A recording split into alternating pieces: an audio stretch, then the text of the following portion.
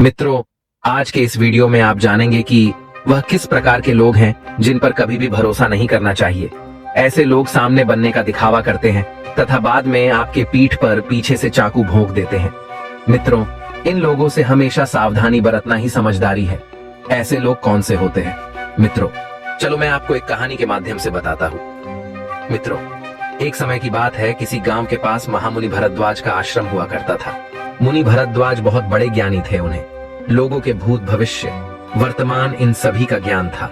एक दिन मुनि भरद्वाज के आश्रम में एक व्यक्ति आता है जो अपने अंतर्मन से बहुत उदास जान पड़ रहा था। जब वह व्यक्ति मुनि भरद्वाज के पास आता है तो उसे उदास देखकर मुनि भरद्वाज जी कहते हैं कि हे पुत्र, तुम बहुत ही उदास जान पड़ते हो। आखिर किन कारणों की वजह से तुम्हारा यह हाल हुआ है? मुझे जान पड़ता है तुम बहुत ही कठोर परिस्थितियों में फंसे हुए हो। तब वह व्यक्ति कहता है, हे महामुनि जी, मैं बड़ा ही अभागा मनुष्य हूँ। मेरी स्त्री का समय से पहले ही देहांत हो गया और मैं अपनी पत्नी के वियोग में व्याकुल होता गया। तभी मेरे घर के पड़ोसियों ने कुछ चाल चली और मेरे पास जो भी जमीन थी वह सब कुछ उन लोगों ने हथिया ली और मेरा घर भी मुझसे छीन लिया। उन निर्दयी लोगों को मुझ अभागे पर दया भी ना आई।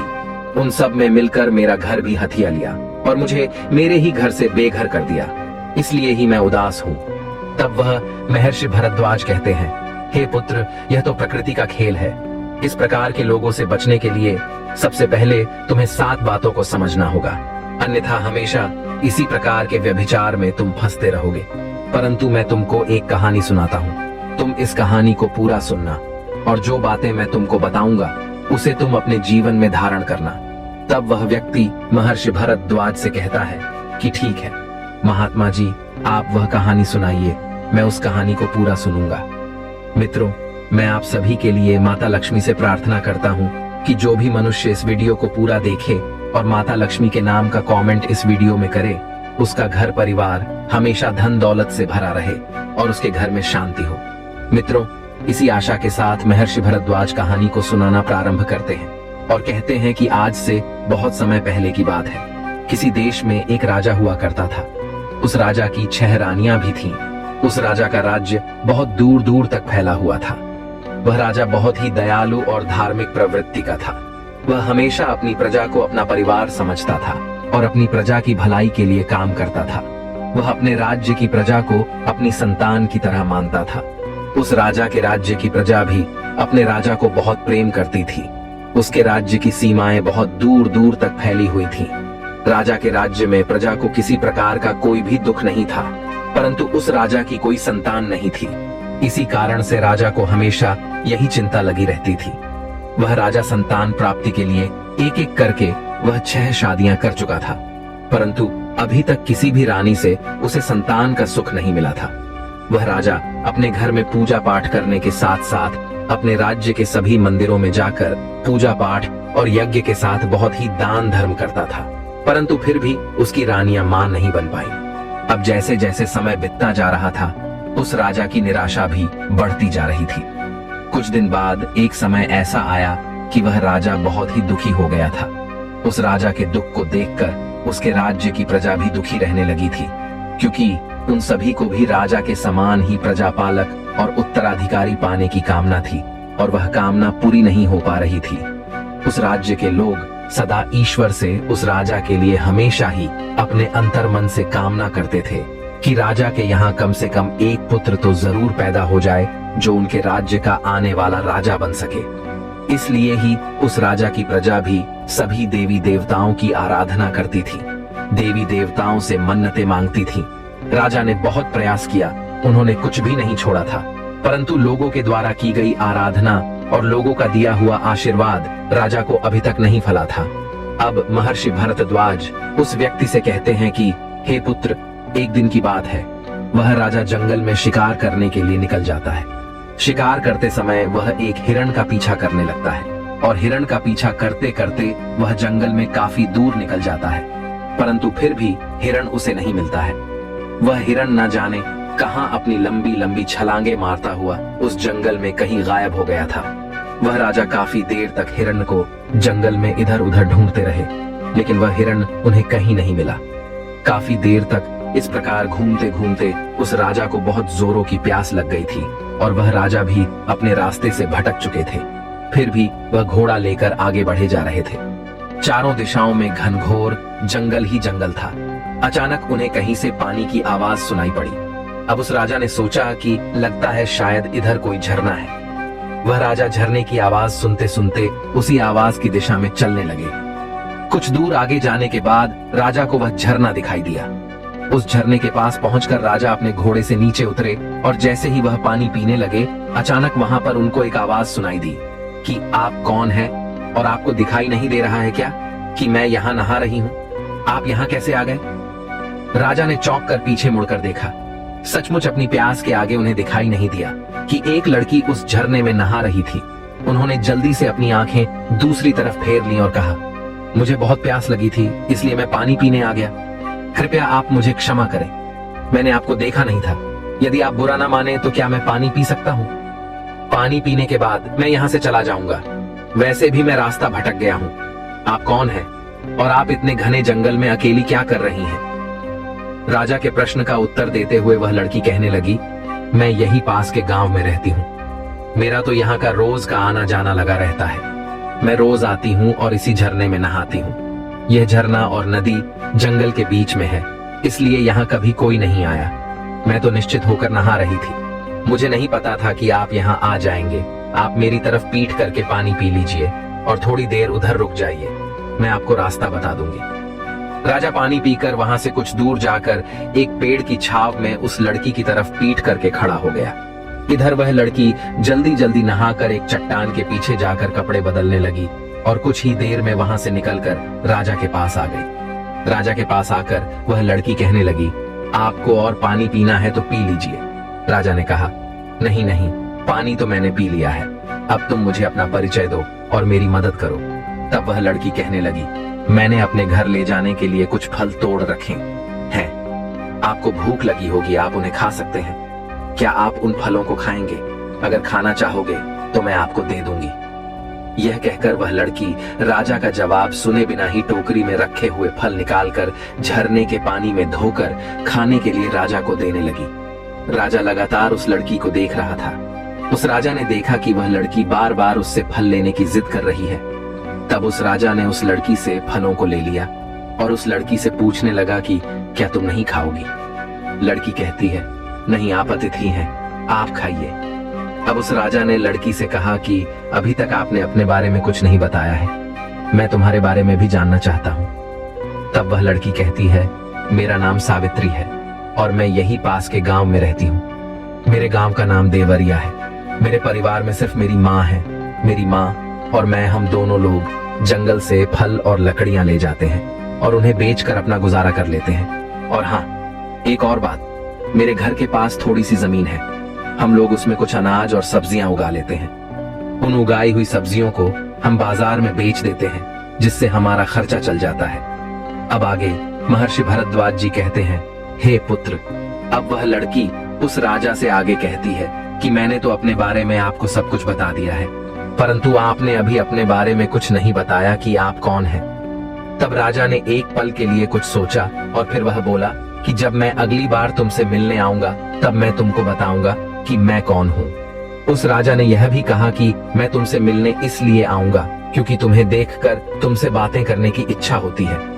इसके बाद सावित्री हंसते हुए बोली, मैंने आपको बताया तो था कि मैं रोज यहाँ आती हूँ। सुबह लकड़ियां ले जाकर माँ को दे देती हूँ, फिर फल लेकर जाती हूँ। उसके बाद खाना खाकर हम सब्जी और फल बेचने के लिए बाजार जाते हैं। मैं आपको रोज इस समय पर ही यहाँ मिलूंगी, या फिर आप चाहे तो आप मेरे गांव में भी आ सकते हैं। उस लड़की की इतनी बात सुनकर वह राजा वहां से चल पड़ा और अपने राज्य को लौट आया। लेकिन राजा सावित्री पर मोहित हो गया था, इसलिए वह सोच रहा था कि तभी उसके मंत्री ने अपने राजा से पूछा, हे राजन, आप क्या सोच रहे हैं? तभी राजा अपना सारा वृतांत उसे कह सुनाता है। तब वह मंत्री कहता है कि हे राजन, आप उससे विवाह कर लो, हो सकता है उससे ही हमारे राज्य को एक उत्तराधिकारी मिल जाए। मंत्री का यह सुझाव सुनने के बाद अगले ही दिन राजा अपने मंत्री को साथ में लेकर सावित्री से मिलने के लिए निकल पड़ा। जब वह झरने के पास पहुंचे तब उन्होंने सावित्री को आवाज दी। अब सावित्री झरने के पास नहीं थी। जब राजा के कई बार आवाज देने के बाद सावित्री बाहर नहीं आई, तब वह रुक गए और इंतजार करने लगे। काफी देर इंतजार करने के बाद भी जब उन्हें सावित्री दिखाई नहीं दी, तो राजा ने मंत्री जी को भी बुलाया और कहा, आज सावित्री दिखाई नहीं दे रही है। लगता है या तो आज सावित्री आई नहीं है या फिर वह आकर वापस चली गई है। परंतु उसने कहा था कि वह रोज यहाँ पर आती है, तो अब तक वह आई क्यों नहीं? तब उस मंत्री ने कहा, महाराज, क्यों ना हम लोग उसके गांव चले।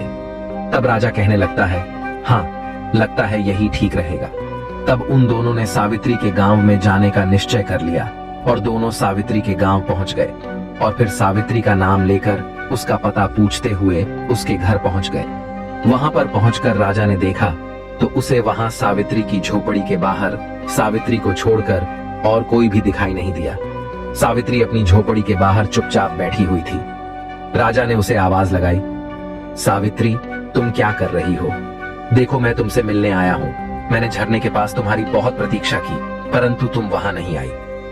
सावित्री की आंखें आंसू से भरी हुई थी। राजा ने पूछा, सावित्री, क्या हुआ? तुम क्यों रो रही हो? अब वहीं दो अजनबियों को घोड़े पर सवार देखकर उनके पास खड़े हुए ग्रामीण में से एक ने कहा, बाबूजी, इसके अपनों में सिर्फ इसकी एक माँ ही तो थी और वह भी चल बसी है, क्योंकि उसे सर्प ने डस लिया था और उनकी मृत्यु हो गई। अब ये बेचारी अकेली रह गई है। आप ही बताइए कि ऐसे में अब ये बेचारी रोए नहीं तो क्या करें? लेकिन आप लोग कौन हैं? तब मंत्री जी ने राजा का परिचय दिया और मंत्री की बात सुनकर पूरे गांव में खलबली मच गई। सभी ने मिलकर राजा का दिल से स्वागत किया। राजा ने गांव के मुखिया से कहा, मैं सावित्री से विवाह करना चाहता हूँ, क्या आप लोगों को कोई आपत्ति है? तब उस गांव के मुखिया जी ने कहा कि नहीं, हमें कोई दिक्कत नहीं है। हमारी बेटी राजरानी बनेगी। हमारे तो भाग्य ही खुल गए हैं। यह गांव अब आपका ससुराल होगा। इससे अधिक हमें और क्या चाहिए? गांव वालों ने जल्दी जल्दी सारी तैयारी करके राजा और सावित्री का विवाह करवा दिया। उस राजा ने सावित्री को नया नाम दिया, रानी राजलक्ष्मी। राजा और मंत्री जी नई रानी राजलक्ष्मी को लेकर अपनी राजधानी वापस जाने के लिए जब तैयार हुए, तब गांव वालों ने बड़े धूमधाम से गांव की बिटिया राजलक्ष्मी को विदा किया। इधर राजा राजलक्ष्मी के साथ अपने ससुराल से अपने राज्य महल में आ गए। राजा की नई रानी को देखकर उस राजा की बाकी की 6 रानियां ईर्ष्या से जलकर राख हुई जा रही थीं। उन सभी रानियों ने मन से दुखी होने के बाद भी अपने आप को खुश दिखाते हुए राजलक्ष्मी का स्वागत किया। अब तो राजा का अधिकांश समय राजलक्ष्मी के साथ ही व्यतीत होता था। राजलक्ष्मी भोली भाली और मासूम दिल की थी। वह अपनी सौतनों के मन में छिपी हुई अपने प्रति ईर्ष्या को पहचान नहीं पा रही थी। राजलक्ष्मी अपने भोले स्वभाव के कारण यह नहीं जानती थी कि उसकी सौतनें उससे कितनी नफरत करती है। अब राजलक्ष्मी के साथ राजा के विवाह को भी काफी समय बीत चुका था, लेकिन फिर भी उन्हें कोई संतान नहीं हुई। एक बार एक सन्यासी महाराज उस राजा के राज्य से गुजर रहे थे। वह सन्यासी उस इलाके में बहुत ही प्रसिद्ध थे। जब मंत्री जी को उन सन्यासी महाराज के बारे में पता चला, तो वह राजा के पास आया और बोला कि महाराज, एक सन्यासी हमारे राज्य में आए हैं। वह सन्यासी बहुत ही बड़े महात्मा हैं। क्यों ना उन्हें राज दरबार में बुलाकर उनसे इस परेशानी का हल पूछा जाए। राजा मंत्री की बात से सहमत हो गए। अब उन्होंने सन्यासी महाराज को आदर के साथ महल में बुलाया। जब वे महात्मा महल में पहुंचे, तो राजा ने उनका बहुत अतिथि सत्कार किया और उन्हें अपनी परेशानी के बारे में बताया। राजा ने अपनी सभी रानियों को भी राज दरबार में ही बुला लिया। महात्मा ने उस समय कुछ भी न कहते हुए उन महाराज जी ने राजा से कुछ दिन महल में रुकने की आज्ञा मांगी, जिसे राजा ने खुशी खुशी स्वीकार कर लिया और अपने सेवकों को आज्ञा दे दी कि महात्मा जी के रहने का उचित प्रबंध किया जाए। राजा ने अपनी सभी रानियां से भी कहा कि महात्मा जी का पूरा अतिथि सत्कार होना चाहिए। बड़ी 6 रानियों ने महात्मा के फटे पुराने कपड़े देखे तो उन्हें घिन आने लगी। उन्हें अच्छा नहीं लगा कि वे सभी महात्मा के फटे कपड़ों की ओर देखें। जब राजा महात्मा जी का कोई कार्य करने को कहते थे, तब वह किसी न किसी बहाने से उन साधु महात्मा की सेवा करने से इनकार कर देती थी। लेकिन सबसे छोटी रानी राजलक्ष्मी उन महात्मा का पूरा अतिथि सत्कार किया करती थी। शायद वह जंगल में पली बड़ी होने के कारण उसे इस बात का कोई घमंड नहीं था कि वह इस राज्य की रानी है। उसने अपना पूरा मन लगाकर उन महात्मा की सेवा की। कुछ दिनों बाद जब महात्मा जाने के लिए तैयार हो गए, तब जाने से पहले उन्होंने सभी को आशीर्वाद दिया। अंत में सबसे छोटी रानी राजलक्ष्मी को उन्होंने अपने पास बुलाकर कहा कि बेटी, तुमने मेरी बहुत सेवा की है, मेरा बहुत ध्यान रखा है। बहुत जल्द ही तुम्हें सुंदर संतान की प्राप्ति होगी और इस महल में बच्चों की आवाज सुनाई देगी। ये सुनकर राजा और रानी राजलक्ष्मी बहुत खुश हो गए। उन्हें इस प्रकार आशीर्वाद देकर महात्मा चले गए और सचमुच कुछ ही दिनों के भीतर छोटी रानी गर्भवती हो गई। कुछ ही दिनों में राजलक्ष्मी ने राजा को शुभ समाचार दिया कि वह पिता बनने वाले हैं। रानी गर्भवती हो गई है। यह समाचार सुनने के बाद राजा की खुशी का अब तो कोई ठिकाना न था। अब तो राजा रानी राजलक्ष्मी का और भी ज्यादा ध्यान रखने लगे थे। उन्होंने राजलक्ष्मी को किसी तरह की कोई तकलीफ ना हो, यह सोचकर राजमहल में सभी दास दासियों को राजलक्ष्मी की इच्छा पूरी करने के निर्देश दे दिए। उन्होंने कुल गुरु को भी यह निर्देश दिया कि वह प्रतिदिन रानी को धार्मिक और प्रेरक कहानी सुनाए। रानी के गर्भवती होने का समाचार जब राज्य में फैला तब पूरे राज्य में खुशी की एक लहर दौड़ गई। उस राज्य में सभी लोग खुशियां मनाने लगे। चारों तरफ बधाइयों की धूम मची थी। सभी लोग खुश थे कि राज्य को वारिस मिलने वाला है। परंतु बड़ी 6 रानियां तो जलकर राख हो गई थीं। ये 6 की 6 रानियां आपस में विचार करने लगी कि अब क्या होगा। अब तो वह सब यही सोच रही थी कि छोटी रानी तो पहले से ही राजा को बहुत प्यारी है, बच्चा होने के बाद तो इसका और अधिक ध्यान रखा जाएगा। यह कल की आई हुई ये औरत पटरानी हो जाएगी। उसके बाद हम सभी का तो कोई महत्व ही नहीं रह जाएगा और ये हमें दासी की तरह समझेंगे। इस तरह से वे आपस में सलाह करके हमेशा रानी राजलक्ष्मी को परेशान करने का प्रयास किया करती थी, परंतु उनका कोई भी प्रयास सफल नहीं हो पाता था। कभी कुलगुरु के लोग रास्ते में आ जाते थे, तो कभी राजा की प्रजा और कभी दासियां, तो कभी स्वयं राजा ही उनके रास्ते की रुकावट बन जाते थे। इस तरह समय बीत रहा था और रानी की गर्भावस्था का समय भी लगभग पूरा होने को वाला था। तभी अचानक राज्य की सीमा पर विद्रोहियों ने विद्रोह कर दिया। उनके विद्रोह को दबाने के लिए सेनापति को राजा ने भेज दिया, परंतु वह अपने काम में फिर भी असफल रहे। तब राज्य की सीमा पर स्वयं राजा को ही जाना पड़ा। राजा ने अपनी बड़ी रानी को छोटी रानी राजलक्ष्मी की उचित देखभाल करने का आदेश दिया और वह विद्रोह को दबाने के लिए महल से निकल पड़े। राजा के जाते ही बड़ी रानियों को सुनहरा अवसर मिल गया और सभी रानियां राजलक्ष्मी से मधुर बातें करते हुए बच्चे के लिए आवश्यक सावधानियां बतलाकर चली जाती थीं।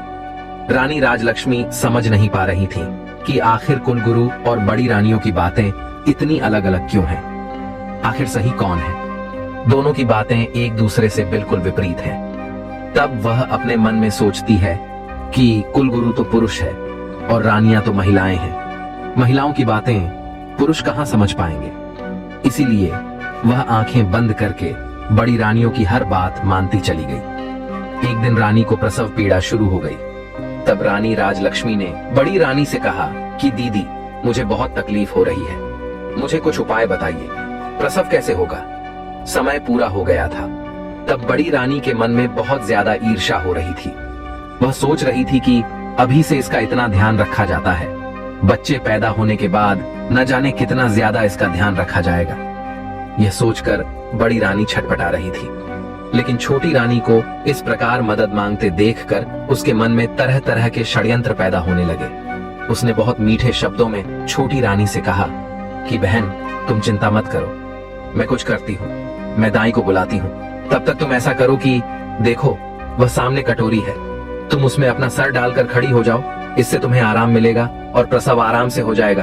तब तक दाई भी आ जाएगी। राजलक्ष्मी को ऐसा कहकर बड़ी रानी वहां से चली गई। तब बड़ी रानियों ने अपनी दासियों से कहा कि मेरे राजमहल की दाई को बुला लाओ। जब दाई आई तो उन 6 रानियों ने मिलकर उसे धन देकर और कुछ समझाकर अपने साथ शामिल कर लिया। इधर राजलक्ष्मी इंतजार करने लगी कि अब वह क्या करे। जरूर प्रसव का यही तरीका होगा। वह घड़े में अपना सर डालने लगी तो सर घड़े के अंदर नहीं जा रहा। अब वह जमीन में बैठ गई और दर्द के कारण चिल्लाती रही, लेकिन उसे देखने वाला वहां पर कोई नहीं था। दूसरी तरफ बड़ी रानी और दूसरी रानियों ने अपनी विश्वास पात्र दाई से कहा कि तुम छोटी रानी के कमरे के बाहर जाकर खड़ी रहो और देखती रहो कि वहां कोई दूसरा जाने नहीं पाए। दाई कमरे के बाहर खड़ी हो गई। छोटी रानी राजलक्ष्मी पीड़ा से कह रही थी। भगवान की कृपा से छोटी रानी ने एक एक करके 7 बच्चों को जन्म दिया। रानी राजलक्ष्मी ने 6 लड़के और एक लड़की को जन्म दिया, जिससे रानी राजलक्ष्मी को बहुत ज्यादा पीड़ा हो रही थी, जिससे रानी राजलक्ष्मी बेहोश हो गई। यह देखकर दाई ने जल्दी से अपनी बड़ी रानी को बुलाया और सभी बच्चों को उन्हें दिखाया। बड़ी रानी के साथ सभी छोटी रानियां भी वहां आ चुकी थीं। वह सभी यह देखकर हैरान थीं कि छोटी रानी ने एक साथ 7 बच्चों को जन्म दिया है और सभी बच्चे बिल्कुल स्वस्थ और तंदुरुस्त हैं। उन्होंने उस दाई से कहा कि तुम जल्दी से जाओ और कुछ ईंट पत्थर के टुकड़ों को लेकर आओ। अब दाई जल्दी से ईंट पत्थर के टुकड़ों को लेकर आ गई। उसके बाद बड़ी रानी ने दाई से कहा कि तुम यहाँ से इन सभी बच्चों को ले जाओ और जंगल में ले जाकर इन्हें मार के जमीन के नीचे दफन कर देना। हमने जो तुम्हें सोना चांदी और सिक्के देने का वादा किया है वह बहुत जल्दी ही तुम्हें मिल जाएंगे। दाई बहुत खुश हो गई और वह सभी बच्चों को लेकर वहां से चली गई। उसके जाने के बाद सभी रानियों ने मिलकर वहां से बच्चों के होने के सारे निशान साफ कर दिए। बच्चों के स्थान पर उन्होंने ईंट पत्थर के टुकड़े वहां रख दिए, साथ ही उस घड़े को तोड़कर उसके टुकड़े भी वहां पर छोड़ दिए और इसके बाद सभी रानियां अपने कमरे में आ गईं। थोड़ी देर बाद वही दाई वापस उनके पास पहुंच गई। तब बड़ी रानी ने उससे पूछा, क्या हुआ? क्या इन्होंने उन्हें मारकर जमीन में दबा दिया है कि नहीं? तब दाई ने कहा, जी, मैंने उन्हें मार के दफना दिया है। दाई की इस बात को सुनने के बाद सभी रानियां बहुत खुश हुईं और उन्होंने दाई को इनाम के रूप में बहुत सारे सोने चांदी के सिक्के देकर उस दाई को विदा किया। इस प्रकार अपना सारा काम पूरा करने के बाद सभी रानियां छोटी रानी राजलक्ष्मी के पास आईं और उसके ऊपर पानी के छींटे मारकर छोटी रानी को होश में लाई। रानी राजलक्ष्मी के होश में आने के बाद रानी राजलक्ष्मी बहुत कमजोर महसूस कर रही थी। उसने बड़ी रानियों से पूछा कि मेरे बच्चे कहाँ हैं और मुझे लड़का हुआ है या लड़की? तब उन रानियों ने पत्थरों की ओर इशारा करते हुए कहा कि यह देखो, तुमने इन पत्थरों को जन्म दिया है। छोटी रानी राजलक्ष्मी ये सुनकर आश्चर्यचकित थी कि ऐसा कैसे हो सकता है कि मैंने ईंट और पत्थरों को जन्म दिया है। छोटी रानी के पास ईंट और पत्थर के टुकड़े पड़े हुए थे। उसने रोते हुए कहा कि ईंट और पत्थर, ऐसा कैसे हो सकता है? नहीं, यह नहीं हो सकता, बच्चा तो जरूर हुआ होगा। बड़ी रानियों ने कहा, तो क्या हमने उसे कहीं छुपा दिया है? यही तो है जिसे तुमने जन्म दिया है। तब उन रानियों ने पत्थर के टुकड़ों को एक थैली में भर दिया। अब उन्हें राजा के आने की प्रतीक्षा थी। छोटी रानी बहुत ही आश्चर्यचकित और परेशान थी। वह समझ नहीं पा रही थी कि ऐसा कैसे हो सकता है कि मैंने पत्थरों को जन्म दिया है। कुछ समय बाद राजा भी युद्ध जीतकर अपने नगर को वापस आ गए। उनके स्वागत में भव्य तैयारी की गई, परंतु लोगों के चेहरे पर वह उमंग, वह खुशी नहीं दिख रही थी जिसकी उन्होंने कल्पना की थी। उनको बड़ा आश्चर्य हुआ। राजा अब राजभवन में आए तो पटरानी सहित सभी रानियों ने उनका स्वागत किया। छोटी रानी राजलक्ष्मी का चेहरा उदास था, परंतु दूसरी रानियां बहुत खुश दिखाई दे रही थीं। राजमहल में ऐसा माहौल देखकर राजा को बहुत आश्चर्य हुआ। छोटी रानी का उदास मुख देखकर उन्होंने पूछा, रानी राजलक्ष्मी, क्या बात है? आप दुखी नजर आ रही हैं। इस पर छोटी रानी राजलक्ष्मी के कुछ भी कहने से पहले ही बड़ी रानी ने जवाब दिया कि महाराज, वह दुखी कैसे नहीं रहे? इसका भेद जो खुल गया है। रानी की बात को सुनकर उस राजा को कुछ समझ नहीं आया, तो उसने बड़ी रानी से पूछा, आपके कहने का मतलब क्या है? परंतु राजलक्ष्मी को प्रसव हुआ कि नहीं? तब बड़ी रानी ने झूठ मूठ दुख का दिखावा करते हुए कहा, महाराज, आप तो चले गए थे, लेकिन हमें तो बहुत बड़े धोखे में रखा गया। रानी राजलक्ष्मी ने ईंट पत्थर को जन्म दिया है और ईंट पत्थर इन्हीं के कमरे में रखे हुए हैं। आप जाकर स्वयं देख लीजिए। पटरानी राजा को रानी राजलक्ष्मी के कक्ष में लेकर गई और उन्हें ईंट और पत्थरों के टुकड़ों को दिखाया। राजा ईंट और पत्थरों के टुकड़ों को देखकर आश्चर्यचकित थे। उन्होंने कहा, यह कैसे हो सकता है?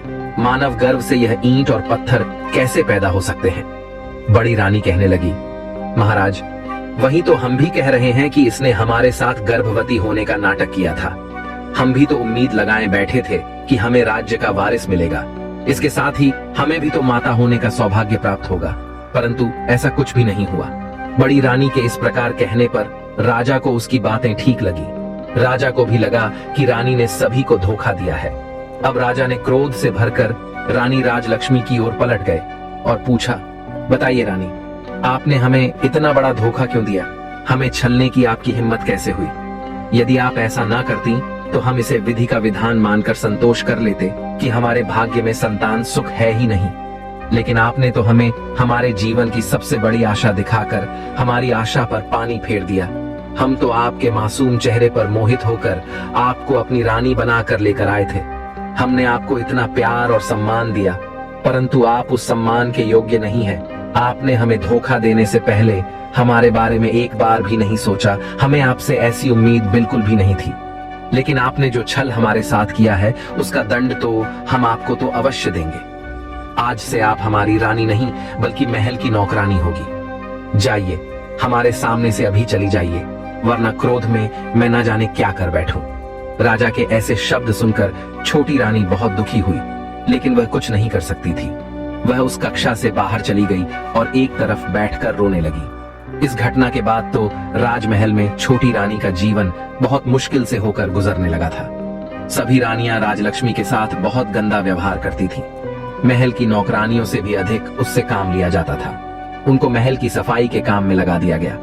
रानी राजलक्ष्मी बहुत दुखी हो गई और इस कारण उसके दिन बड़े ही दुख के साथ गुजर रहे थे। रानियों की क्रूरता दिन के साथ बढ़ती ही जा रही थी, पर वह सब कुछ सहने के अलावा क्या कर सकती थी। उनके पास कोई ऐसा सबूत नहीं था जिससे वह अपनी गर्भावस्था को प्रमाणित कर पाती। वह जानती थी कि वह सच में गर्भवती थी।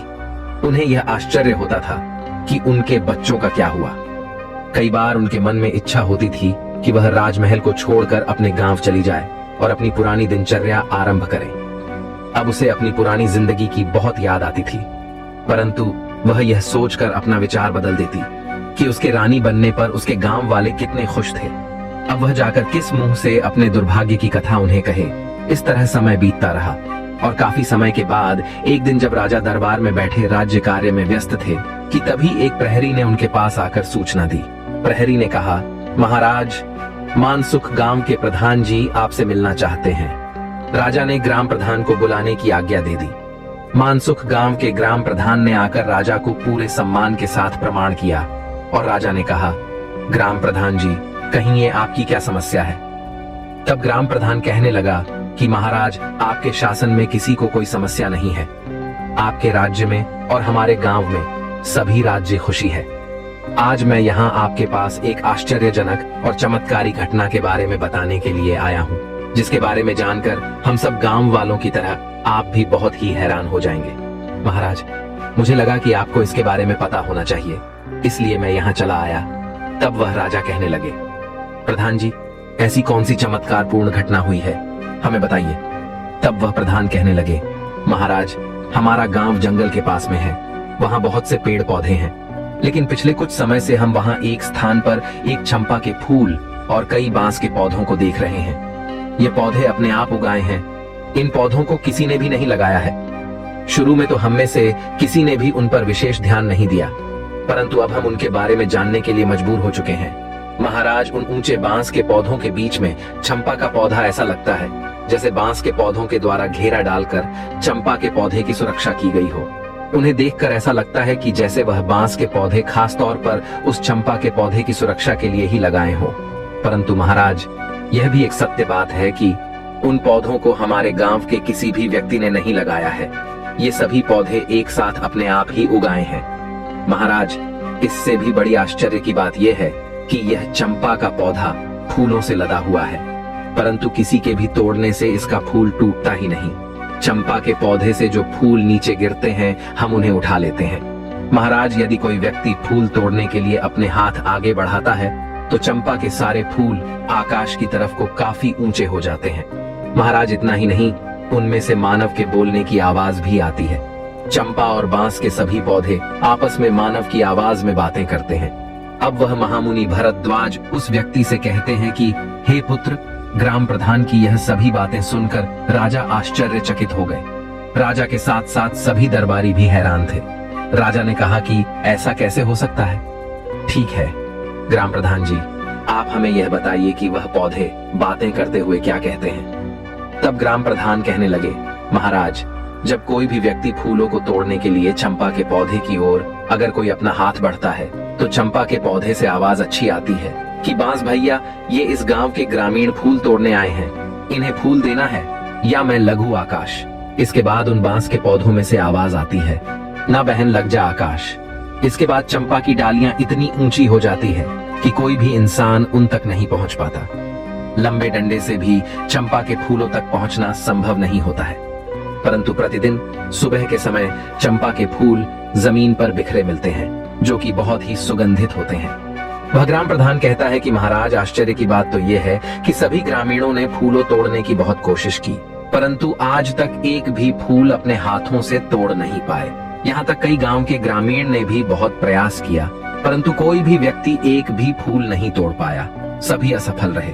अब तो सभी लोगों ने उस चंपा के पौधे को आकाश चंपा के पौधे के नाम से बुलाना शुरू कर दिया है। राजा ने ग्राम प्रधान की यह सभी बातें सुनने के बाद हैरान होकर मंत्री को आदेश दिया, मंत्री जी, आप खुद जाकर देखिए वह किस प्रकार के पौधे हैं और इसके बारे में हमें पूरी जानकारी दीजिए। मंत्री जी ने कहा, मैं स्वयं जाकर देखता हूँ। मंत्री जी उसी समय ग्राम प्रधान को लेकर दरवाजे से बाहर निकल गए। राजा और सारे दरबारी आश्चर्य में पड़े। ये सब सुन और देख रहे थे। वह समझ नहीं पा रहे थे कि आखिर सच्चाई क्या है। मंत्री के वहां से जाने के बाद राजा भी ये सोचकर अपने राज्य कार्य में व्यस्त हो गए कि मंत्री जी गए हैं, वह सब कुछ पता लगाकर आ जाएंगे। राजमहल से निकलकर जब मंत्री जी ग्राम प्रधान जी के साथ उन पौधों के पास पहुंचे तो सभी ग्रामीण भी वहां पर इकट्ठा हो गए। सुबह का समय था। मंत्री जी, ग्राम प्रधान और गांव के लोग उस चंपा के पौधे के पास पहुंच चुके थे। वहां पहुंचते ही चंपा के फूलों की गंध उनके नाक में प्रवेश कर गई। चंपा की सुगंध से वे सम्मोहित हो गए। चंपा के पौधे के पास पहुंचकर मंत्री जी ने देखा कि ग्राम प्रधान के बताए अनुसार वहां पर एक चंपा का पौधा था और कई बांस के पौधे थे। चंपा का पौधा बिल्कुल बीच में था और बांस के पौधे उसे अपनी सुरक्षा के घेर में लिए हुए खड़े थे। चंपा की डालियां सामान्य ऊंचाई पर थीं, जिसे मंत्री जी आराम से अपने हाथ से पकड़ सकते थे और फूल भी तोड़ सकते थे। चंपा के फूल मंत्री जी के हाथों की पहुंच की सीमा में थे। पौधे के चारों ओर जमीन पर फूल बिखरे पड़े थे। मंत्री जी चंपा के फूलों की सुगंध से सम्मोहित होकर चंपा के पौधे की ओर बढ़े और फूल तोड़ने के लिए अपना हाथ आगे बढ़ाया। तभी वहां पर मौजूद सभी लोगों को चंपा के पौधे से निकलती हुई एक मानव आवाज सुनाई दी, जिसे सुनकर मंत्री के हाथ जहां के तहां रुक गए। वो आश्चर्यचकित हो उठे। वह यह देख रहे थे कि यह आवाज चंपा के पौधे से आई थी। चंपा के फूल के पौधे से आवाज आई थी कि है बांस। भैया हाँ बहन, चंपा, यह आवाज बांस में से आई थी। उसके बाद चंपा के पौधे से आवाज आई, हमारे मंत्री जी फूल तोड़ने आए हैं क्या? मैं टूटू या लग जाऊं आकाश? वह आवाज सभी को स्पष्ट सुनाई दे रही थी। सभी बड़े आश्चर्य के साथ उस बांस के पौधों की ओर देख रहे थे। तभी उन बांस के पौधों में से एक साथ आवाज आई, जो बिल्कुल साफ सुनाई दे रही थी। ऐसा लग रहा था जैसे 5-6 लोग एक साथ बोल रहे हों। इन आवाजों को सुनकर मंत्री जी आश्चर्यचकित हो गए। ऐसा लग रहा था जैसे उनके हाथों के साथ साथ उनका दिमाग भी सुन्न हो गया हो और वह सभी बांस कह रहे थे, ना बहन, चंपा लग जा आकाश। ये वही मंत्री जी है जिन पर हमारी माँ की जिम्मेदारी थी, लेकिन इन्होंने अपनी जिम्मेदारी पूरी नहीं की, इसलिए इनके सामने झुकना नहीं, एक भी फूल का स्पर्श इन्हें नहीं करने देना। इसलिए बहन चंपा लग जा आकाश। और अचानक से चंपा की सभी डालियां इतनी ऊंची हो गई कि अब मंत्री जी को किसी भी तरह से उसके एक भी फूल को नहीं तोड़ सकते थे। मंत्री जी ने चंपा के फूल तोड़ने का बहुत प्रयास किया, लेकिन बहुत कोशिश करने के बाद भी वह एक फूल भी नहीं तोड़ सके। उन बांस के पौधों में से अब जो आवाज आ रही थी वे मंत्री जी से कह रही थी कि जाइए मंत्री जी, आप अपने राज कार्य का संचालन कीजिए। आप किसी इंसान की जिम्मेदारी लेने के योग्य नहीं हैं। मंत्री जी, आप अपनी जिम्मेदारी पूरी तरह से निभाते नहीं हैं। आपने एक बार भी यह देखने की कोशिश नहीं की हमारी महारानी राजलक्ष्मी गर्भावस्था के अंतिम समय में कैसे है और उनका प्रसव कैसी होगा। ऐसे कठिन समय में उन्हें कौन कौन सी समस्या हो सकती है। इसलिए अब आप यहाँ से जाइए। हमारी दृष्टि में आपने अपराध किया है। उन बांस की बातों को सुनकर मंत्री जी आश्चर्यचकित थे। एक ओर तो उन्हें इस बात का आश्चर्य हो रहा था कि यह पौधे मनुष्य की आवाज में बात कैसे कर रहे हैं, वहीं दूसरी ओर वह यह सोचकर भी हैरान थे कि वह सचमुच रानी राजलक्ष्मी को दिन में केवल एक बार देखकर आ जाते थे। यह बात सच तो थी, लेकिन उन्हें यह समझ नहीं आ रहा था कि यह बात इन पौधों को कैसे पता चली।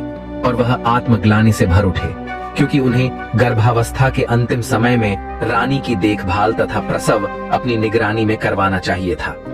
अब उन्हें यह महसूस हो रहा था कि सही में उन्होंने अपनी जिम्मेदारी सही ढंग से पूरी नहीं की है। परंतु यह बात इन पौधों को कैसे पता है? तब उन्होंने पौधों से पूछा कि आप ही हमें बताइए, हमसे क्या गलती हुई है और हमारे द्वारा हुई उस गलती का क्या प्रायश्चित हो सकता है जिससे हमारी भूल सुधारी जा सके। परंतु उसके बाद उन पौधों में से कोई आवाज नहीं आई। मंत्री जी पौधों से बात करने का बार बार प्रयास करते रहे। उन्होंने पौधों से कई प्रकार के प्रश्न पूछे, लेकिन उन्हें पौधों की तरफ से कोई उत्तर नहीं मिला और ना ही अब पौधों की तरफ से कोई भी आवाज आ रही थी। लेकिन चंपा की डालियां अभी भी ऊंचाई पर थीं, इसलिए मंत्री जी बहुत परेशान थे। मंत्री जी को उनके प्रश्नों के उत्तर नहीं मिले थे। वह मंत्री जी निराश होकर वहां से वापस जाने लगे। वहां से लौटने से पहले उन्होंने गांव वालों से कहा, मैं इस बात को महाराज से अवश्य कहूंगा और मुझे पूरा विश्वास है कि मेरी बात सुनने के बाद महाराज इस बात का पता लगाने के लिए यहाँ अवश्य आएंगे। इसके बाद मंत्री जी वहां से अपनी राजधानी वापस आ गए। राजमहल वापस आकर उन्होंने महाराज को सारी बातें बताई और कहा कि महाराज, मुझे लगता है कि राजमहल में कुछ षड्यंत्र तो अवश्य हुआ है। अब मुझे तो अपने ऊपर ग्लानि हो रही है। मुझे ऐसा लग रहा है कि जैसे मैं राजलक्ष्मी की देखभाल पूरी तरह से नहीं कर पाया। आज मुझे उन पौधों की बात सुनकर ऐसा लग रहा है कि कुछ ऐसा हुआ है जो हम लोग नहीं जानते, परंतु उन पौधों को इसके बारे में सब कुछ पता है। मैंने अपनी तरफ से उन पौधों से सब कुछ जानने की पूरी कोशिश की, लेकिन उन्होंने मुझे कुछ नहीं बताया। महाराज, मेरा आपसे अनुरोध है कि आप एक बार अवश्य वहां चले और स्वयं देखें। हो सकता है वह चंपा का पौधा आपको सारी बातें बता ही दे। अब वह महामुनि भरद्वाज जी कहते हैं कि हे पुत्र, मंत्री की पूरी बात ध्यान पूर्वक सुनकर राजा ने कहा, ठीक है, हम स्वयं चलेंगे और अपने साथ अपनी रानियों को भी लेकर चलेंगे। हम सारे लोग वहां चलकर देखेंगे। परंतु वह राजा राजलक्ष्मी को नहीं ले जाना चाहता था। अब उन मंत्री जी को कुछ समझ नहीं आ रहा था कि अब वह क्या करें। उन्होंने फिर से कोशिश करते हुए महाराज से कहा कि महाराज, यदि आप राजलक्ष्मी की सूरत नहीं देखना चाहते तो ना देखें, लेकिन उन्हें अपने साथ अवश्य लेकर चलें। क्योंकि महाराज, मुझे लगता है राजमहल में कुछ षड्यंत्र तो अवश्य हुआ है और उसका पता हमें नहीं चल पाया है। महाराज, मुझे दुख है कि अनजाने में मैं भी इस षड्यंत्र में शामिल हो गया हूँ। इसलिए तो चंपा और बांस ने मुझे जिम्मेदारी नहीं निभाने वाला इंसान कहा। हे महाराज, आप मेरी इतनी सी बात को मानकर मुझ पर उपकार कीजिए। हो सकता है इससे मुझे अपनी भूल सुधारने का अवसर ही मिल जाए और मेरे किसी अनजाने पाप का प्रायश्चित हो जाए। मंत्री की भावनाओं को समझते हुए महाराज ने कहा कि ठीक है मंत्री जी, अगर आप राजलक्ष्मी को साथ ले जाना चाहते हैं तो ले जा सकते हैं, लेकिन इतना ध्यान रहे कि वह मेरी नजरों के सामने न आने पाए। इस प्रकार राजा और मंत्री के बीच चंपा के पास जाने का दिन और समय तय हो गया। अब राजा और मंत्री के वहां जाने की तैयारी होने लगी। निश्चित दिन पर और समय पर राजा अपनी रानियों के साथ चंपा के फूलों का रहस्य जानने के लिए निकल पड़े। आगे रथ में स्वयं राजा, उनकी पटरानी तथा पीछे 5 रानियों की पालकी थी। उनके कई प्रमुख सभा सदस्य भी उनके साथ जा रहे थे। राजा के आदेश के अनुसार छोटी रानी राजलक्ष्मी को सभी के साथ जाना था, परंतु मंत्री जी ने उनके जाने की व्यवस्था अपने परिवार के साथ की थी और पूरे सम्मान सहित एक पालकी में अपने परिजनों के साथ उनकी यात्रा सुनिश्चित की। मंत्री जी को अब भी अपने आप पर ग्लानि हो रही थी कि उन्होंने गर्भ की अवस्था में रानी की पूरी तरह से देखभाल नहीं की थी और उन्होंने रानी के प्रसव की सही व्यवस्था नहीं की थी। उन्हें पूर्ण विश्वास हो गया था कि रानी ने राजा को धोखा नहीं दिया है, उनके साथ छल हुआ है। राजा की सवारी अब गांव की तरफ चल दी और गांव के पास आकर एक वन में रुक गए। गांव के बाहर गांव की सीमा पर पड़ाव डाला गया। गांव के ग्रामीण राज परिवार के स्वागत में जुट गए। अगले दिन प्रातःकाल ये काफिला चंपा के पौधे के पास जा पहुंचा और सभी लोग उनके चारों ओर घेरा डालकर बैठ गए। आज भी चंपा के फूल जमीन पर बिखरे हुए थे और उनमें से निकल रही मनमोहक सुगंधित हवा पूरे वातावरण को सुगंधित कर रही थी। चंपा की सुगंध से वहां उपस्थित सभी लोग प्रफुल्लित हो रहे थे। अब राजा भी उस चंपा के पौधे का रहस्य को जानने के लिए बेताब थे। सभी 6 रानियां राजा के पास खड़ी थीं, परंतु सिर्फ छोटी रानी राजलक्ष्मी उनके पास न खड़ी होकर मंत्री जी की पत्नी के साथ खड़ी थी। तभी एक रानी ने महाराज से कहा, महाराज, यदि आपकी आज्ञा हो तो मैं कुछ फूलों को तोड़ कर ले लूं। राजा ने कहा, हाँ रानी साहिबा, क्यों नहीं, आप अवश्य फूल तोड़िए। तभी दूसरी रानी ने कहा, महाराज, मेरी भी फूल तोड़ने की बहुत इच्छा हो रही है। इनकी सुगंध इतनी अच्छी है कि मैं अपने आप को रोकने में असमर्थ हूँ। आप आदेश दें तो मैं भी कुछ फूल तोड़ लाऊं। तभी महाराज ने सभी को आज्ञा दे दी। जब दोनों रानियां फूलों के पास गईं और उन्होंने चंपा के फूलों को तोड़ने के लिए अपना हाथ आगे बढ़ाया, तभी चंपा के फूलों से आवाज आई, रानी आप रुकिए, आप हमारी आज्ञा के बिना इस तरह हमारे फूल नहीं तोड़ सकती। आवाज को सुनते ही रानी के हाथ जहां थे वहीं रुक गए। आसपास बैठे सभी लोग भी इस आवाज को सुनकर डर गए। तभी चंपा के पौधे से आवाज आई। चंपा के पौधे ने बांस के पौधे से पूछा कि बांस भैया, हमारी सौतेली माँ हमारे फूल तोड़ने आई है, मैं टूटू या लघु आकाश। तब बांस के पौधे में से आवाज आई, बहन चंपा, लग जा आकाश, यह तो तुम्हें छूने के योग्य भी नहीं है। क्या तुम्हें याद नहीं कि इन्होंने हमारी माँ के साथ कैसा अत्याचार किया है? इसीलिए बहन इनके बारे में मत सोच और लग जाओ आकाश के साथ। तुरंत ही चंपा की डालियां ऊपर उठने लगी और आकाश को छूने लगी। निराश होकर महारानी वापस आकर अपने स्थान पर खड़ी हो गई। इसी प्रकार से पांचवी, चौथी, तीसरी और फिर दूसरी रानी भी हार मानकर अपने स्थान पर बैठ गई। इसके बाद आई सबसे बड़ी रानी। उन्होंने अपने हाथ पौधे की ओर बढ़ाने से पहले ही कहा कि सभी सुने, मैं इस राज्य की महारानी और महाराजा की पटरानी हूँ। इस राज्य में जो कुछ भी है उन सब का उपयोग सबसे पहले या तो मैं करती हूँ या वह मेरी अनुमति से किसी और को प्राप्त हो सकता है। इसलिए चंपा अपनी डाली को नीचे झुका और मुझे फूल तोड़ लेने दे। इस बार चंपा की डालियों से आवाज आई, बांस भैया, हमारी सौतेली माँ हमसे फूल तोड़ने देने के लिए चेतावनी के साथ धमक रही है। हमें अपना आदेश मानने के लिए कह रही है। तुम क्या कहते हो, हमें इनका आदेश मानना चाहिए या नहीं? तब बांस बोला, ना बहन, तुम्हें आदेश देने का इनके पास कोई अधिकार नहीं है। हम राजा की और इनके राज्य की, हम प्रजा नहीं हैं और हम कोई वस्तु भी नहीं जो इनके उपयोग में आना आवश्यक हो। और क्या तुम्हें याद नहीं है कि इन्हीं के आदेश से तो सारा काम हुआ है? इन्होंने ही तो हमारी माँ को सबसे ज्यादा दुख दिया है। रानी राज्य की जनता की माँ होती है, इसीलिए पूरी प्रजा भी उनकी संतान बनकर उनके आदेशों का पालन करती है। परंतु इन्होंने तो माता होने का अपना कर्तव्य ही नहीं निभाया है। और इन रानियों के हाथों में तुम अपने सुगंधित फूलों को कैसे दे सकती हो? इसीलिए बहन, तुम झुकना मत, तुम आकाश में ही रहो। तुम्हें इनका स्पर्श भी नहीं होने देना चाहिए। सभी के सामने यह सभी बातें सुनकर बड़ी रानी का सर लज्जा से झुक गया। राज्य के सभी सभासदों, राज्य की जनता और ग्रामीणों के समक्ष उनका इतना अपमान हुआ जो उन्हें बिल्कुल भी अच्छा नहीं लगा। परंतु वह इस पौधे को कोई दंड भी तो नहीं दे सकती थी। उस बड़ी रानी की इच्छा तो यह हो रही थी कि बांस और चंपा के पौधे के टुकड़े टुकड़े करवा दे, लेकिन वह मजबूर थी, इसलिए चुपचाप आकर अपने स्थान पर खड़ी हो गई। अब चंपा के फूल वापस पहले की तरह पहली वाली अवस्था में ही सामान्य ऊंचाई पर वापस आ गए। अब राजा खुद उठे और फूल तोड़ने के लिए आगे बढ़े। जब उन्होंने चंपा के पौधे के पास जाकर फूल तोड़ने के लिए अपने हाथ आगे बढ़ाए, तभी चंपा के पौधे से आवाज आई, नाना महाराज, आप ये भूल कभी मत कीजिएगा। आपको फूल तोड़ने से रोकने के लिए मैं अपने भैया से अनुमति नहीं लूंगी। यदि भैया अनुमति दे भी देंगे तो भी मैं आपके हाथों में नहीं आऊंगी। इसीलिए आप अपने हाथ पीछे ही रखिए, फूल तोड़ने का विचार त्याग दीजिए। राजा आश्चर्यचकित होकर उनकी बातों को सुनने लगे। आखिर ऐसा क्या हुआ कि उनको रोकने के लिए चंपा अपने भाइयों से भी अनुमति नहीं लेगी और बिना अनुमति के ही उन्हें रोक दिया। उन्होंने पूछा, मैं इस देश का राजा हूँ, तुम मुझे यह बताओ कि जब मैंने कभी भी किसी के साथ अन्याय नहीं किया है, मैं अपनी प्रजा को अपनी संतान मानता हूँ और संतान की तरह उनकी देखभाल भी करता हूँ। मैंने कभी किसी पशु पक्षी को भी तकलीफ देने की नहीं सोची, फिर तुम ऐसा क्यों कर रही हो? इस बार चंपा के पौधे से आवाज आई कि आप अपनी पूरी प्रजा को संतान मानते हैं, परंतु आप उन बातों पर विश्वास करते हैं जो दूसरे मनगढ़ंत बातें आपसे कह देते हैं। आप वह मान लेते हैं। आप स्वयं कभी भी सच्चाई जानने की कोशिश नहीं करते। आपने प्रजा को संतान माना, लेकिन आपने आपकी अपनी संतान की खोज खबर करने की कभी भी कोशिश नहीं की। आपने कभी यह जानने की कोशिश नहीं की कि आपकी अपनी संतान कहाँ है, आपकी अपनी संतान कैसी है। आप ही बताइए, क्या कभी आपने यह सब जानने का प्रयास किया है?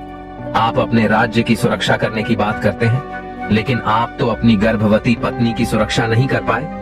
आपने एक सच्ची स्त्री का विश्वास नहीं किया और उन्हें धोखेबाज कहकर नौकरानी बना दिया। इस प्रकार हमारी मृत्यु के षड्यंत्र में आप भी शामिल हो गए महाराज। जब आप अपनी पत्नी को ही सुरक्षा नहीं दे पाए तो आप किसी औरों को क्या सुरक्षा दे पाएंगे? तब राजा ने कहा, मैंने कौन सी गलती की है, मुझे बताइए। तब चंपा के पौधे ने कहा, यह जानने का अधिकार आपको नहीं है, इसलिए आप वापस जाएं और अपने राज्य का संचालन करें, युद्ध लड़े। आपकी प्रजा आपकी संतान अवश्य है, लेकिन उस प्रजा की संतान की देखभाल करने के कारण आप अपनी संतान, अपने होने वाले बच्चों की रक्षा नहीं कर पाए, इसलिए आप यहाँ से जाइए। अब राजा के पास कहने के लिए कोई शब्द नहीं थे, इसलिए वे अपने स्थान पर आकर चुपचाप खड़े हो गए। अब मंत्री जी ने राजा से कहा, महाराज, अब आप यदि आदेश दें तो हम छोटी रानी राजलक्ष्मी को एक बार फूल तोड़ने के लिए पौधे के पास भेज दें। राजा कुछ उत्तर देते उससे पहले ही सबसे बड़ी रानी बोल उठी, मंत्री जी, जो फूल महाराज के हाथों से भी नहीं टूटे तो वह इस धोखेबाज के हाथों से कैसे टूटेंगे? मंत्री जी ने प्रश्नवाचक दृष्टि से महाराज की ओर देखा। चंपा के पौधे से अब तक की हुई इतनी बातों से राजा के मन में भी अब संदेह पैदा होने लगा था। उनके मन में भी कहीं ना कहीं यह विचार आने लगा था कि रानी राजलक्ष्मी के साथ सच में कोई षड्यंत्र तो नहीं हुआ था। उन्होंने अपनी शंका दूर करने का निर्णय लिया और फिर उन्होंने राजलक्ष्मी को फूलों को तोड़ने लिए मंत्री जी को अनुमति दे दी। राजा ने मंत्री को अनुमति देते हुए कहा, ठीक है मंत्री जी, आप रानी राजलक्ष्मी को चंपा के पौधे के पास ले जाइए। अब मंत्री जी रानी राजलक्ष्मी को फूल तोड़ने के लिए कहते हैं। अब राजलक्ष्मी देखती है कि चंपा के पौधे की डालियां आकाश में काफी ऊंचाई पर है। यह देखकर वह कहती है, मंत्री जी, मेरे हाथ वहां इतनी ऊंचाई पर कैसे पहुंचेंगे? मंत्री जी ने कहा, रानी जी, आप एक बार वहां पर जाकर तो देखिए, आपसे पहले इतने लोगों ने कोशिश की है, इतने लोग तो अभी तक फूल को तोड़ नहीं पाए, और अभी अभी आपने देखा कि महाराज भी फूल नहीं तोड़ पाए, इसीलिए आप घबराइए मत। यदि आपसे भी नहीं टूटेगा तो क्या हुआ, छोड़ दीजिएगा, लेकिन आप चलिए तो सही। जब मंत्री जी ने रानी को इस प्रकार समझाया तो रानी हिम्मत करके चलती हुई चंपा के पौधे के पास आई और उसने अपने हाथ बढ़ाकर चंपा के पौधे के तने को छुआ और उसे बहुत प्यार से सहलाया। रानी को ऐसा लगा कि जैसे उसे कोई सुख मिल रहा है। वह पौधे को सहलाती रही। तभी पौधे से आवाज आई, है बांस भैया। आवाज थोड़ा रूंधी हुई थी। तब बांस ने कहा, बहन चंपा, तुम रो क्यों रही हो? चंपा ने कहा, हमारी माँ फूल लेने आई है, उन्होंने मुझे बहुत ही प्यार से स्पर्श किया है। उनके प्रथम कोमल स्पर्श से मैं आनंदित हो गई हूँ, इसलिए मेरा हृदय भावुक हो गया और आज मैं द्रवित हो गई हूँ। आप मुझे आदेश दें कि अब मैं क्या करूं। मेरी तो इच्छा हो रही है, मैं अपनी माँ के चरणों में अपने सारे फूल समर्पित कर दूं। इस पर सभी बांस के पौधों से एक साथ आवाज आई, हाँ बहन चंपा, बिल्कुल सही है, तुम्हारा दिल जो कह रहा है वही करो। माँ के चरणों में तो स्वर्ग है, माँ के चरणों का स्पर्श कर लो। इस आवाज के साथ ही सभी ने बड़ी हैरानी से देखा कि सारी डालियां झुककर रानी के चरणों को छूकर रानी राजलक्ष्मी के चारों ओर फैल गई। उसके ऊपर चंपा के फूलों की वर्षा हो रही थी। रानी राजलक्ष्मी के सर से पांव तक चंपा के पुष्प भरे हुए थे और रानी आंसू बहाते हुए चंपा की डालियों को अपने हाथों से पकड़े सहलाती जा रही थी। रानी राजलक्ष्मी की आंखों से आंसू बहने लगे। यह देखकर सभी राज्य कर्मचारी, सभासद और ग्रामीण भावुक हो गए। सबकी आंखों से आंसू बहने लगे। राजा ने उन पौधों से पूछा, तुम यह बताओ कि तुम कौन हो? तुम देखो, नर हो या किसी अन्य लोक के प्राणी हो, तुमने किसी को भी अपने फूलों को छूने भी नहीं दिया, परंतु अब छोटी रानी की बाहों में तुम अपने पुष्प वर्षा कर रही हो। इसका क्या मतलब है? इसके पीछे क्या कारण है? मुझे बताओ, मैं इसके बारे में विस्तार से जानना चाहता हूँ। इस बार चंपा ने कहा, राजन, मैं और यह छहबास आपकी और छोटी रानी की ही संतान है। हम 7 भाई बहनों का जन्म एक साथ हुआ था। मुझसे बड़े 6 भाई और मैं सबसे छोटी बहन थी। हमारे जन्म के समय हमारी माँ प्रसव के समय बहुत अधिक पीड़ा में थी।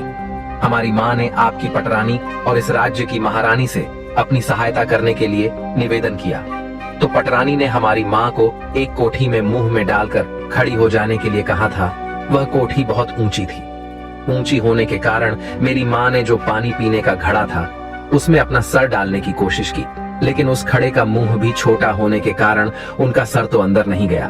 परंतु मेरी माँ की परेशानी को देखने के बाद भी उनकी सहायता करने के लिए नहीं आया और हम 7 भाई बहनों का जन्म हुआ। तब महारानी ने तो सोचा था कि हमारी माँ अपने सर को कोठी में रखेगी और ऊंचाई से हमारा जन्म होगा और ऊंचाई से गिरने के कारण हमारी मृत्यु हो जाएगी, परंतु ऐसा नहीं हो सका और हम सब जीवित रहे। परंतु माँ उस अवस्था में दर्द से बेहोश होकर भूमि पर गिर पड़ी थी। तब महारानी ने एक दाई को बुलाया। महारानी ने उस दाई को पैसों का लालच देकर हमें मारकर जंगल में जमीन में दबाने के लिए कह दिया। इसके बाद कुछ ईंट पत्थर के टुकड़ों को हमारी माँ के पास रख दिया, जिससे हमारी माँ को पता ही नहीं चला कि हम लोगों ने जन्म लिया था। वह कभी भी समझ नहीं पाई कि उनके बच्चे आखिर गए तो कहाँ गए। आपने भी दूसरों की बातों पर विश्वास करते हुए उन्हें धोखेबाज कहा। इसके बाद राजा ने उनसे पूछा कि जब तुम लोगों को मारकर जमीन में दबा दिया गया था तो फिर तुम लोग पौधे कैसे बन गए? महाराज, ईश्वर की लीला बड़ी विचित्र है। जब दाई हमें लेकर आई तो अचानक जोरों की आंधी आ गई। वह दाई तो हमें मारकर राजमहल के बगीचे में ही दबाना चाहती थी, परंतु राजमहल के बगीचे में उसे ऐसा करते हुए कोई देख न ले। इसी डर की वजह से वह हमें लेकर इस वन में चली आई। यहाँ आने पर जब वह कुदाल से मिट्टी खोद रही थी, तभी आकाश मार्ग से परियों की रानी अपनी सखियों के साथ वन भ्रमण के लिए आ रही थी। जब उनकी दृष्टि हम पर पड़ी तो उन्होंने हमें उठा लिया और दाई ने महल में जाकर उसने महारानी से झूठ बोल दिया कि उसने हमें मारकर जमीन के अंदर दबा दिया है, क्योंकि उसे डर था कि सच्चाई जानकर महारानी उसे मरवा देंगी। दाई के वहां से जाने के बाद परियों की रानी ने मेरे 6 भाइयों को बांस में बदल दिया और मुझे चंपा के फूल का पौधा बना दिया और मेरे भाइयों को बांस बना दिया। उनकी कृपा से हमें सभी बातें याद हैं और हम सभी को पहचान कर उनके अनुसार अपना व्यवहार कर पा रहे हैं और मानव की आवाज में बोल पा रहे हैं। तब राजा कहने लगा, तो क्या तुम लोग अपने असली रूप में नहीं आ सकते? तब चंपा कहने लगी, महाराज, हम अपने असली रूप में आ सकते हैं अगर हमारी माँ सभी पेड़ों से एक एक पत्ती ले और मेरे पौधे से एक पत्ती ले। फिर इन सभी 7 पत्तियों को एक गोले में रखकर परियों की रानी का नाम लेकर प्रार्थना करेगी और कहें, हे परी रानी, मेरे बच्चे मुझे वापस कर दो, तो हम सभी पुनः अपने असली रूप में आ जाएंगे। उसकी बात सुनते ही रानी राजलक्ष्मी ने बांस और चंपा के पौधों से एक एक पत्ती ली और उन्हें गोले में सजाया और स्वयं उनके समक्ष बैठ गई और हाथ जोड़कर पूरी श्रद्धा के साथ बोली, हे परी रानी, मैं पूरी जिंदगी आपकी सेवा करूंगी, आपकी पूजा करूंगी, फिर भी आपके उपकार का मैं प्रतिकार नहीं कर पाऊंगी।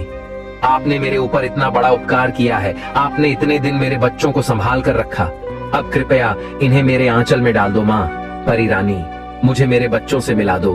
तभी वहां से बांस के पौधे और चंपा का पौधा विलुप्त हो गए और लगभग 5 वर्ष की एक बालिका से और 5 वर्ष के 6 बालक और वहां पर उपस्थित हो गए, जिसे देखकर रानी और राजा ने आगे बढ़कर अपने सभी बच्चों को अपनी बाहों में समेट लिया।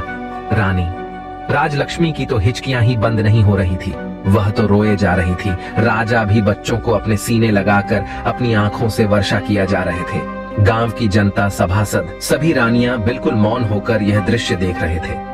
कुछ देर के बाद जब राजा भावुकपन से बाहर आए, तब उन्होंने वहीं पर अपना दरबार लगा दिया और उन्होंने आदेश दिया कि सभी 6 रानियां रानी बनने के योग्य नहीं है, इसलिए आज से और अभी से मैं इनका परित्याग करता हूँ। छोटी रानी राजलक्ष्मी को इतने दिन जो कष्ट सहन करने पड़े, उसके लिए मैं उनसे क्षमा मांगता हूँ और उन्हें अपनी पटरानी बनाता हूँ और राजकुमारी की हत्या के षड्यंत्र की रचना के लिए दोषी मानते हुए मैं बड़ी रानी को मृत्यु दंड देता हूँ। महाराज ने अपने महामंत्री से कहा, मंत्री जी, मेरे आदेश का तुरंत पालन किया जाए। रानी राजलक्ष्मी, जो अब तक अपने बच्चों को अपनी बाहों में समेटे अपने सीने से लगाए हुई बैठी आंसू बहा रही थी, उन्होंने अचानक से अपना सर उठाया और कहा, महाराज, आज मेरे लिए प्रसन्नता का बहुत बड़ा दिन है, क्योंकि आज मेरे बच्चे मुझे वापस मिल गए।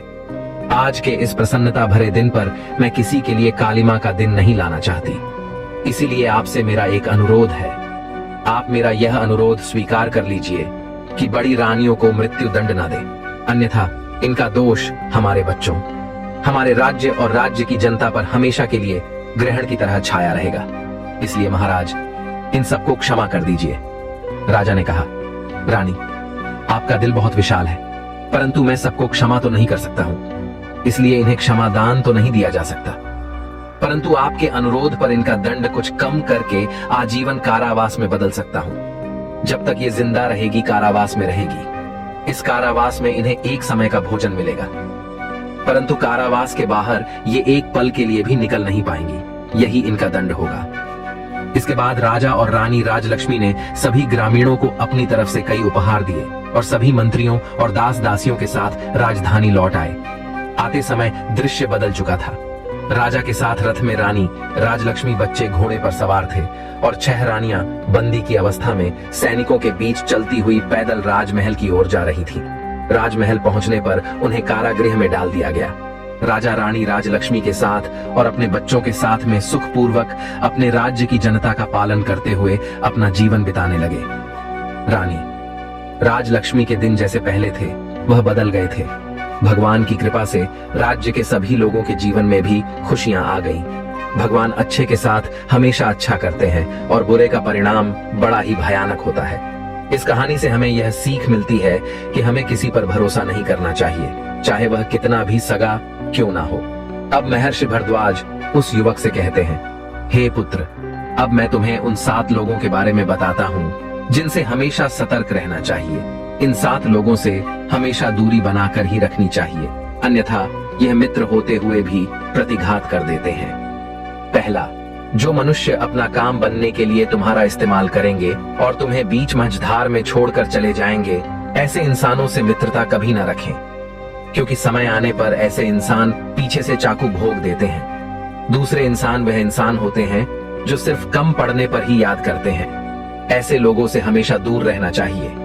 तीसरा, जो मनुष्य आपसे मीठी मीठी बात करे उससे तुरंत ही दूरी बना लेनी चाहिए, क्योंकि ऐसा मनुष्य समय आने पर आपके विपरीत खड़ा हो जाता है और विपरीत पक्ष में मिलकर वह तुम पर ही हावी हो जाता है। चौथा, जो मनुष्य स्वयं संकट आने पर तुम्हें याद करता है और यदि तुम्हें संकट आए तो वह उस संकट पर खड़ा नहीं होता है, तो ऐसे मनुष्य से हमेशा दूर ही रहना चाहिए। ऐसा मनुष्य सिर्फ अपने आप को ही देखता है, उसे दुनिया से मतलब नहीं होता है। मतलब के समय पर ही वह केवल तुम्हें याद करता है, तो उसका तत्काल त्याग कर देना चाहिए।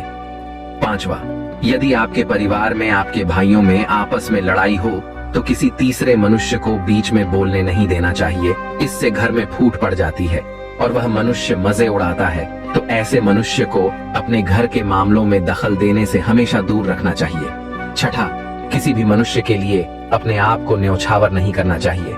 इससे मनुष्य की अहमियत का पतन होता है और वह मनुष्य आपकी अहमियत का ही फायदा उठाता है और बाद में वही तुम्हें छोड़ देता है, तो ऐसे मनुष्य से भी दूर रहना चाहिए। सातवां, एक मनुष्य को हमेशा लालची मनुष्य से दूर रहना चाहिए, क्योंकि वह लालच के वश में आकर किसी भी हद तक गिर सकता है। हे पुत्र, यही तुम्हारे साथ भी हुआ है, तुम्हारे साथ भी छल किया गया है। अब महर्षि भारद्वाज की बातें उस युवक के समझ में आ गई थी। तब वह युवक महर्षि भारद्वाज को प्रणाम करता है और वहां से चला जाता है। मित्रों, आपको यह कहानी कैसी लगी हमें कमेंट करके अवश्य बताइएगा और कमेंट में जय मां लक्ष्मी का कमेंट अवश्य करना। साथ ही जो लोग अभी हमारे चैनल पर नए हैं वह हमारे चैनल को भी सब्सक्राइब कर ले। मित्रों, आप सभी का वीडियो को यहाँ तक देखने के लिए दिल से धन्यवाद।